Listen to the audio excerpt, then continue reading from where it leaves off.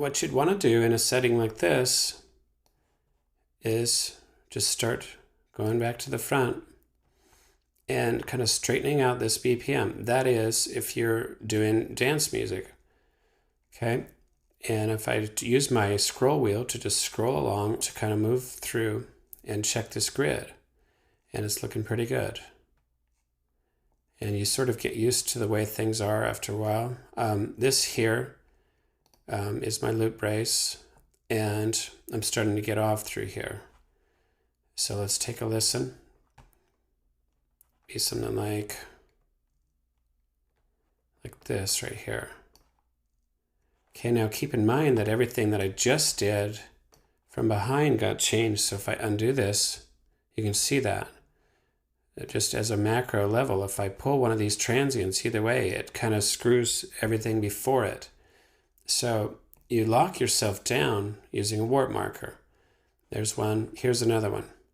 I can tell that that's going to be pretty good right there. It's pretty much right on. I want to make it right on by double clicking that right there and moving it to the bar line. Okay, so this is warping. Some songs are harder than others. Now, in the case of a song where it's a real performance and you wanted to take a real performance and stick it into a DJ set, the way you do that is you would warp the beginning of the song, and then you would lock it down after, say, 8 bars or however many bars you needed to get into the song. Say that hypothetically 32 bars, we lock. Now, from there on, I'm going to shift select these warp markers. So I'm shift clicking, just like this. And I'll zoom out, and I'm just going to hit delete.